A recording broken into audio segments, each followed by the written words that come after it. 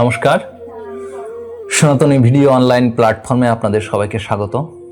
আজকে শ্রীমদ্ভগবদ্ গীতার একটি তাৎপর্যপূর্ণ বিষয় নিয়ে সংক্ষেপে একটু জানবার চেষ্টা করব। ভগবান শ্রীকৃষ্ণ এবং অর্জুনের ভিতরে বিশেষ কথোপকথন। যখন প্রথম অধ্যায়ে অর্জুন ভগবানকে অনেক কথা বললেন যে আমার সামনে উপস্থিত আমার আত্মীয় স্বজন হিতৈষীর জন্য আচার্য পিতর পুত্র তথা এবচ পিতামহ মাতুলা শ্বশুরা পৌত্র শাল্লা সুমিন্দিনে তথা এথান্না হন্তামিচ্ছামি ঘ্নাতপি মধুসূদন। হে মধুসূদন, আমি এদের কাউকেই হত্যা করতে ইচ্ছা করি না। এরকম অনেক কথাবার্তা বলবার পরে যখন দ্বিতীয় অধ্যায় সাংখ্যযোগের সবেমাত্র শুরু হয়েছে, সেই শুরুর একটা পর্যায়ে এসে অর্জুন নিজে নিজে উপলব্ধি করছেন যে না, যে ভগবান শ্রীকৃষ্ণ আজকে রথের সারথ্য করছেন, তিনি অনেক যুদ্ধ, অনেক অকাসুর বকাসুর ধেনুকাসুর ছোটবেলা থেকে অনেক ঘাত প্রতিঘাত এবং যুদ্ধের মাধ্যমে আজকে আমার সম্মুখে এসে আমার রথের সারথ্য করছেন। অর্থাৎ অর্জুন নিজেকে জাগানোর জন্য একটা প্রচেষ্টা করছেন। মানুষ যখন জাগে তখনই সে প্রথম দেখতে পায় নিজের ভেতরটা। অর্জুনও দেখতে পেলেন, নইলে তার এই উপলব্ধি হতো না। কি বলছে অর্জুন? কার্পণ্য দোষ ও উপহত স্বভাব। যেই জাগলেন অমনি দেখলেন নিজের মধ্যে একটা মালিন্য, একটা আবরণ রয়েছে, আর এই কার্পণ্য দোষ তার চিত্ত দর্পণকে ঢেকে ফেলেছে। যে চিত্ত দ্বারা জ্ঞান লাভ করতে হবে, কর্তব্য অকর্তব্য নির্ণয় করতে হবে, তার এই অবস্থা। যেমন আপনি যদি টর্চ লাইট নিয়ে বের হন পথ দেখবেন বলে, কিন্তু যদি দেখেন সেই টর্চের কাজটার ভিতরে মালিন্য অর্থাৎ ধুলি পড়ে আবরণ পড়ে গিয়েছে, তাহলে সেই পথ দেখাবে কে? অর্জুনও দেখতে পেলেন কার্পণ্য দোষ ও উপহত স্বভাব। তার স্বভাবের ভিতরে কিছু দোষ উপস্থিত হয়েছে এবং তার ফলে তিনি ধর্ম সংমূঢ় চেতা সঠিক ধর্মটা দেখতে পাচ্ছেন না। ধর্মের যে পথ কোনটা, কোনটা অধর্মের পথ, কোনটা ধর্মের পথ, তিনি নিজে নির্ণয় করতে পারছেন না। অর্থাৎ অর্জুন বুঝে উঠতে পারছেন না যে সঠিক ধর্ম কোনটা। যখন আমি জাগলাম তখন যাকে আমি সামনে পেলাম, অর্থাৎ অর্জুন যখন জাগলেন এবং সামনে যাকে পেলেন, দেখলেন যাকে প্রজ্জ্বল ভাস্বর রূপে, আচার্য রূপে, গুরু রূপে, পরম সুরিত রূপে, তার কাছে ব্যাকুল প্রার্থনা ধ্বনিত হয়ে উঠল। অর্জুন তার নিজের অভিব্যক্তি প্রকাশ করলেন পরমারাধ্য ভগবান শ্রীকৃষ্ণের সামনে। ইয়াৎ শ্রেয় সাত নিশ্চিতম। কোনটা শ্রেয়? নিশ্চিতম, নিশ্চিত করে ব্রুহি, বলো, তৎ তা মে, আমাকে। ইয়াৎ শ্রেয় সাত নিশ্চিতম ব্রুহিস্তৎ মে। এই হলো জাগরণের দ্বিতীয় লক্ষণ। অর্থাৎ জাগবার পর প্রথম মানুষ নিজের ভিতরের মালিন্যকে দেখতে পায়। অর্জুনও ঠিক তাই দেখতে পেয়েছেন। তারপরে সে নিজের ভিতরের মালিন্যকে দেখবার সঙ্গে সঙ্গেই আমার জিজ্ঞাসা জাগলো। সে জিজ্ঞাসা কি?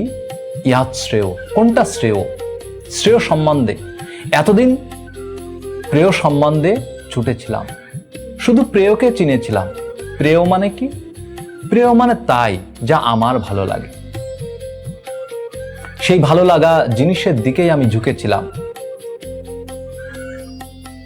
সেই ভালো লাগা জিনিসকেই আমি সংগ্রহের জন্য নানাভাবে চেষ্টা করেছিলাম এবং নানাভাবে জোগাড়ের ফিকিরে ছিলাম। তার দ্বারাই আমি মনে করেছিলাম আমার জীবন সুখে কাটবে। যেমন আমরা সাধারণতই মনে করি যাকে আমি ভালোবাসি, যাকে আমি পছন্দ করি, তাকে পেলেই আমার জীবনটা সুন্দর কাটবে, সুখে কাটবে। ইয়াৎ শ্রেয় সাত নিশ্চিতাম। ভগবানের কাছে অর্জুনের দাবি, বিনম্র জিজ্ঞাসা, কোনটা শ্রেয় তুমি নিশ্চিত করে আমাকে বলো। শ্রেয়। এতকাল অর্জুন প্রেয়ের পিছনে চলছিল, আমরাও যেমন প্রেয়ের পিছনে চলি। প্রেয় মানে কি? প্রেয় মানে আমি যেটা ভালো মনে করি, যেটা মনে করি এটাই আমার কল্যাণ, সেটা হচ্ছে প্রেয়।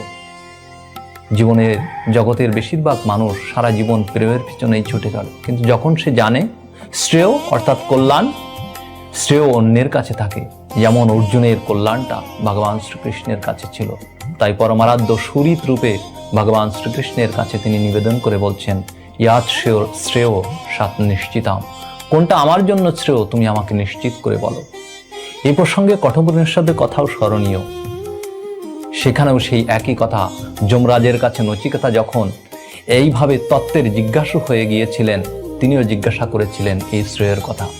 যেখানে যমরাজ নানা প্রলোভনে তার সামনে উপস্থিত করেছিলেন, এসব তুমি কি জিজ্ঞাসা করছো নচিকেতা? আমি তোমাকে এর থেকে অনেক কিছু দিতে পারি, তোমাকে আমি অনন্ত জীবন দান করতে পারি, তোমাকে আমি দিব্য সুখ, ঐহিক সুখ, পারলৌকিক সুখ, স্বর্গীয় সুখ, কি চাও তুমি, সবকিছু তোমার সামনে এনে দিচ্ছি। রথ, অশ্ব, গজ, নৃত্য, অপ্সরা, দিব্য নানা সুখের উপকরণ তোমার সামনে আমি অডেল হাজির করছি। কিন্তু নচিকেতা তার দিকে ফিরেও চাইলেন না। না লভ্যতে না অন্য বরস্তুল্য এতস্য কশ্চিত। নচিকেতা বললেন, এর সমতুল্য আমি আর অন্য কোনো বরই প্রার্থনা করি না, এর তুল্য কিছুই নেই। তিনি একমাত্র শ্রেয়ের জিজ্ঞাসা নিয়ে তার কাছে গিয়েছিলেন। এখানেও ঠিক অর্জুন ভগবান শ্রীকৃষ্ণের কাছে সেটাই জিজ্ঞাসা করলেন, ইয়াত শ্রেয় সাত নিশ্চিতাম ব্রুহিস্তত্মে শিষ্যতে অহম সাধি মমতাম প্রপন্নাম। আমি তোমার শিষ্য হয়ে গেলাম, সাধি মাম, এবার আমাকে নির্দেশ দাও। তাম প্রপন্নম, তুমি যেটা শ্রেষ্ঠ বলে মনে করো। অর্থাৎ ভগবান শ্রীকৃষ্ণের কাছে অর্জুন নিজেকে একেবারে পরিপূর্ণরূপে সমর্পণ করেছিলেন। এইটাই হলো ভক্তের লক্ষণ, যে নিজেকে চরণে সমর্পণ করা। ঠিক তাই, যখন আমরা ভগবানের কাছে নিজেকে সমর্পণ করতে পারবো, তখনই আমরা শ্রেয়ের সন্ধান পাব।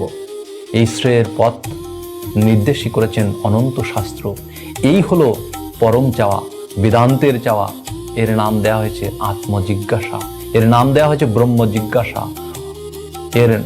এটাই আমাদের বেদান্ত সূত্রের প্রথম অথত ব্রহ্ম জিজ্ঞাসা। সবার হৃদয়ে এই ব্রহ্ম জিজ্ঞাসা জেগে উঠুক। নমস্কার।